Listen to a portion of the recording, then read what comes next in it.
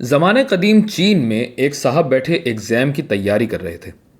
उनके सामने दो अननोन्स थे जिन्हें मालूम करने के लिए ज़ाहिर है उन्हें दो इक्वेशंस दी गई थी जो कि आज के दौर में ऐसे लिखी जाती हैं: 2x जमा 3y is equal to 8, 5x minus y is equal to -2। लेकिन उस वक्त ना ऐसे इक्वेशंस लिखी जाती थी और ना ही चीन में अंग्रेज़ी बोली जाती थी, बल्कि ये तो उस ज़माने की बात है जब अंग्रेज़ी ईजाद भी नहीं हुई थी। अब इन साहब ने सोचा कि फंस गए भाई, इस एग्ज़ाम में तो पक्का फेल। मगर ये साहब आपकी तरह बहुत काबिल थे और इन्होंने सोचा कि मामला इतना संगीन है नहीं, दिमाग लड़ाकर सुलझाया जा सकता है।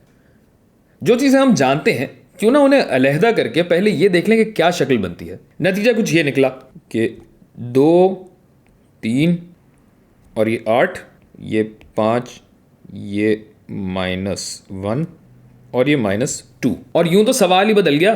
पर आदमी आपकी तरह बहादुर थे, इसलिए हार ना मानी और इस शक्ल को और कुछ देर देखा तो अंदाजा हुआ कि x और y तो दरअसल इन कॉलम्स की निशानदही कर रहे हैं। तो ये रोज तो हम अलहदा कर ही चुके थे, तो क्यों ना इन कॉलम्स को भी एक जगह शामिल कर दिया जाए और इसे ऐसे लिख दिया जाए: ये इसके बराबर है, ये इसके बराबर है, और इनको अलहदा रखने के लिए हम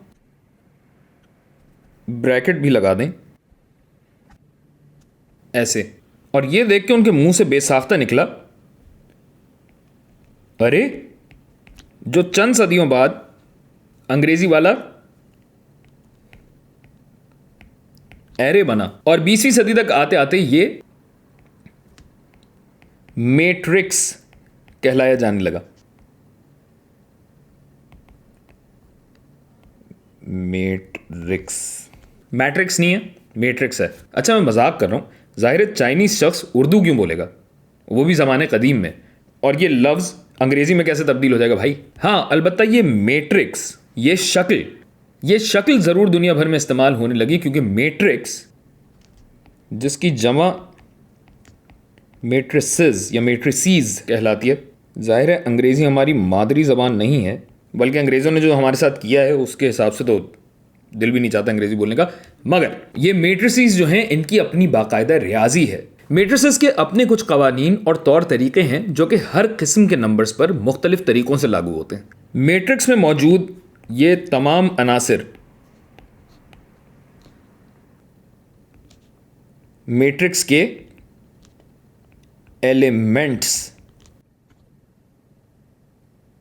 एलिमेंट्स कहलाते हैं, जिसका उर्दू तर्जुमा बनता है उनसर और जमा है अनासिर।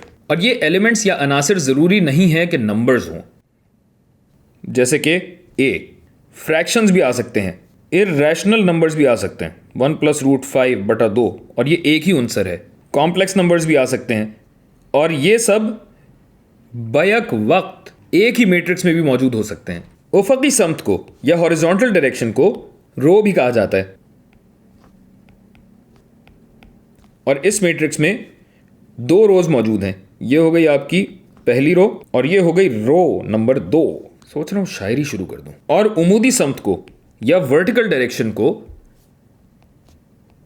कॉलम कहा जाता है। ये रहा कॉलम 1,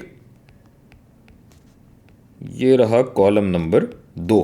अक्सर लोग इसको कॉलम कहते हुए पाए जाएंगे, जो कि जाहिर है गलत है, कॉलम है ये। अच्छा अब इसको अगर रो ज़रब कॉलम लिखा जाए तो ये ऑर्डर या आर्डर या इस मैट्रिक्स की डायमेंशन भी कहलाती है। अगर इस मैट्रिक्स को मैं m का नाम दूं तो इस m के 2 रोज और 2 कॉलम हैं, तो ये इस मैट्रिक्स m का ऑर्डर हो गया, जिसको 2/2 का मैट्रिक्स पढ़ा जाएगा, 2/2। तो इसी तरह अगर थोड़े और मैट्रिक्स देखूं, 956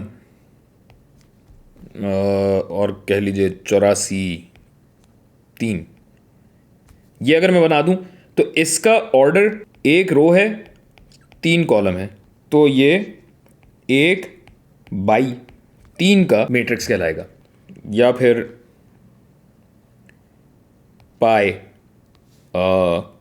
यू और 9 अगर ये लिखूं तो इसमें 3 रोज़ हैं, एक कॉलम है। ये मैं दिखा भी दूं, 1 रो 2 रो 3 रोज़ और एक कॉलम, यानी ये हो गया 3x1 का मैट्रिक्स। अच्छा, और ये तो सिर्फ पढ़ने का तरीका या कहने का तरीका है, तो इसको मैं यहाँ से हटा ही देता हूँ। ऑर्डर को लिखा ऐसे ही जाता है। ये भी हटा देता हूँ, इसको मैं थोड़ा यहाँ ले आता हूँ, थोड़ी और जगह बनाते हैं। और अब ये बताइए इसका ऑर्डर क्या होगा? बिल्कुल दुरुस्त जवाब, वाटर कूलर आपका हुआ। 1 रो है और 1 कॉलम है, लिहाजा ये 1x1 का मैट्रिक्स बनेगा। अच्छा, इस सब शक्ल सूरत के बायस ना मैट्रिसेस की मैथमेटिक्स या रियाजी बहुत मज़ेदार बनती है, जिसमें बुनियादी रियाजी यानी जमा, तफरीक, ज़रब और तकसीम, ये सब तो अलग तरीके से होता ही है, पर जब हम अलजेब्रा, जियोमेट्री वगैरह इन सब चीज़ों की तरफ जाएंगे तो चीज़ें और दिलचस्प हो जाएंगी। क्योंकि बुनियादी तौर पर मैट्रिक्स इस शक्ल में डेटा यानी आदाद शुमार को इस तरीके से समा के रखता है जो कि डेटा से बाकायदा खेलने में हमें मदद देता है। मिसाल के तौर पे इस स्क्रीन पर आपको जो भी नज़र आ रहा है ये फ़कत नुक्तों का मिलाप है। ये भी बहुत बड़े बड़े नुक्ते हैं, यानी इस एक स्क्रीन पे जिस तरह आप सुनते हैं 4 मेगापिक्सल, तो 4 मेगापिक्सल का मतलब है 4 मिलियन यानी 40 लाख ऐसे नुक्ते मौजूद हैं सिर्फ इस स्क्रीन पर। अगर ये 40 मेगापिक्सल की स्क्रीन है, इतने सारे नुक्ते सिर्फ इस स्क्रीन पर मौजूद हैं जो आपके हाथ में या आपके सामने मौजूद है, जिस पर आप ये सबक देख रहे हैं। अब ये मिलाप एक मखसूस तरतीब में आपके सामने, जिसकी वजह से आपको सिर्फ यही तस्वीर बनी हुई नजर आती है। ये सीमलेस या सुथरी तरतीब मैट्रिसेस के जरिए ही मुमकिन होती है, और इसके जरिए ग्राफिक्स डिजाइनिंग, गेम डिजाइनिंग वगैरह जैसी दिलचस्प चीजें भी बआसानी की जा सकती हैं। कभी ज्यादा चोट लगी और आपको एक्सरे कराना पड़ा हो